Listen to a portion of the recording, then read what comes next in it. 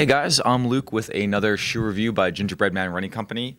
Today we are going to be talking about and I apologize, these guys are a little wrecked. I did take these for a couple miles out there. We're talking about the new Endorphin Speed by Saucony.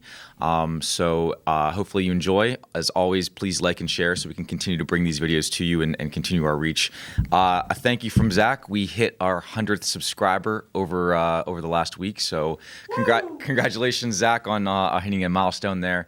So again, we'll just keep coming at them with different things. So as always, like, share, and comment. Let me know if you have any questions about the shoes that we're reviewing, and we'll kind of go from there. But like I said today, Endorphin Speed. So this is not the Endorphin Pro.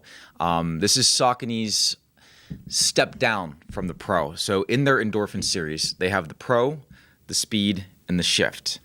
They come in at 3 different price points. $200 for the Pro, $160 for the Speed, and $140 for the Shift. So you can kind of choose just how aggressive you want your shoes to be. The Pro and the Speed are very similar in a lot of ways, except for one. In the Pro, it uses a carbon fiber plate. In the Speed, it uses a plastic plate.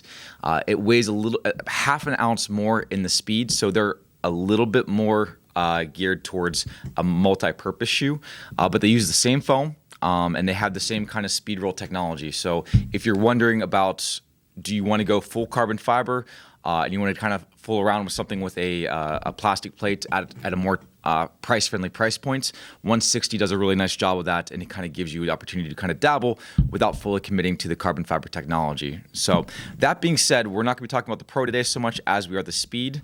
Like I mentioned, $160. The weight, just for the numbers, people out there, is 7.8 ounces for men and 6.8 ounces for women. And it feels pretty fast. It's an 8mm drop, so it is not quite as low as some of the 4mm drop shoes that we've talked about in the past. But you don't notice that it's got those 4 extra millimeters. 8 is still lower than pretty much industry standard. Historically, most shoes have been around 10 to 12 millimeters, so it is on the underside of that. But for a Saucony, most of their up-tempo stuff has been 4mm, so that's kind of a surprise coming in at 8. Again, not a big deal, and you probably won't notice unless you actually read the tech stuff, but it's worth mentioning for the people out there that are still hung up on heel-to-toe drop. The thing that's surprised me, though, is that it doesn't look super bulky, but this is actually higher than a Clifton. This is 35mm, whereas a Clifton only comes in at 29mm. So that's something that kind of caught me off guard. Again, you don't feel it, but on paper, this thing is 6mm higher stack height from ground to heel than it is in the Clifton. It doesn't run like a Clifton. It does label itself as a speed roll technology, and that is again designed to kind of help you as your heel comes in, kind of roll you into your stride, but you don't lose that kind of push off that I kind of feel like you get with some of the Hoka shoes. The plate on the inside lets it get real responsive when you get to your toe. Now, I will say that the heel is a little bit on the softer side, and at step and feel and some slower paces, it may feel a little sloppy because you are kind of sinking down into it a little bit. But the shoe and the foam specifically really comes alive and really shows what it's worth whenever you start putting some energy into the shoe. So when you start getting up on your toes and trying to go faster, the plate activates and you really get that energy return that you're looking out of it. The cool thing that I thought was that even though it is meant to be kind of an up-tempo shoe, it's something that you can use just as effectively for your easy runs as you can for your long runs. The cushioning is there a lot more than you'd expect out of a racing shoe. So you can take it for your easy days as well as your tempo days as well as your race days. So it kind of fits the mold, which is kind of cool for pretty much anything you're looking for in a shoe. I mentioned the heel's a little bit sloppy whenever it has that cushion. But again, when you start running, it goes away real quick. I think I kind of alluded to something similar whenever we talked about the Freedom. It kind of reminds me a little bit of that feeling. Since we're talking about the heel, I will be honest, I did mention that this is a 100-mile review. Whenever I first got these shoes, the top is not very plush. It did bite into my ankle and gave me a heck of a blister. I only bring that up. It's not a big deal. I only bring it up because I'm not someone that gets blisters. I almost never get blisters, so for me to get a blister, I feel like it's worth mentioning, specifically, after I've got, I think these guys have 88 miles on them. Upper's pretty nice, not overly technical. I wouldn't mind if they kind of thinned it down a little bit, which I think they did in the Pro. So that's maybe one more difference is between the Pro and the Speed. And they've got this goofy little shoe tab to tuck your laces into. Again, kind of superfluous. Most people that are going to take the time to use that anyway would just tuck it into laces that are already existing there. But that's neither a pro nor a con. That's just something that I'm calling out on the shoe as I see it. I think that's about it. Like I said, the biggest difference between this new line of Power Run PB shoes is that they're using a P-Bax foam, which is still a polyurethane foam, but with different properties. So a little bit more energy return, the ability to kind of soften a little bit more.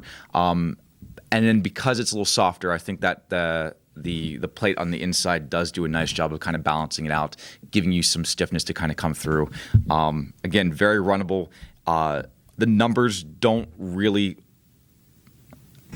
you don't expect what the numbers are when you're running in the shoe, but it does feel like it's under 8 ounces, and it does feel like it's got a plate in it, and it does feel very fast.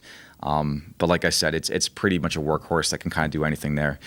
This shoe's a neutral shoe for somebody that's looking for a kind of, I would say that you're probably looking at this shoe if you're looking for something more up-tempo. If you wanted something a little bit more kind of padded, I'd still say the Triumph is still in Saucony's line for you. But this is going to be one of those kind of like, hey, I want to go carbon fiber, but I don't want to invest the $200 to $250 on it. So it gives you an option at $160 to make it a little bit more affordable without the carbon fiber, just the plastic plate. Zach, anything I'm forgetting other than your message? Music. Oh, yeah. As always, thanks to Brandon. Congratulations on your wedding, by the way. I was there last night. Congratulations on your wedding, and thanks for the music as always. If you like the music, the intro and outro music, check out That Painful Music by Brandon Payne. Zack sometimes puts buttons, so do that, Zack.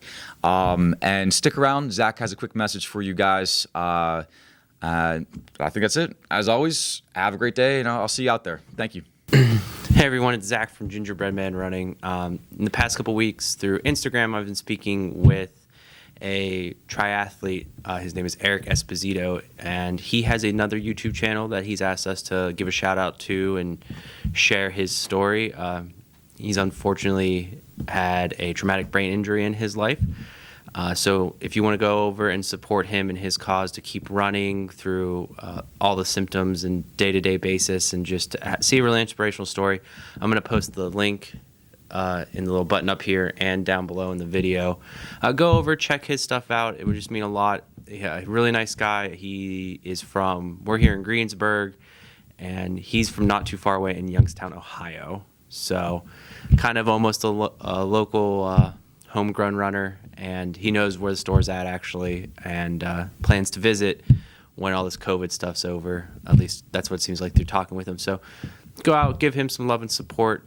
He's definitely a cool guy, very nice to talk to. So thank you guys very much, and as always, see you for the next video. We'll put up a vote this week. Are you okay?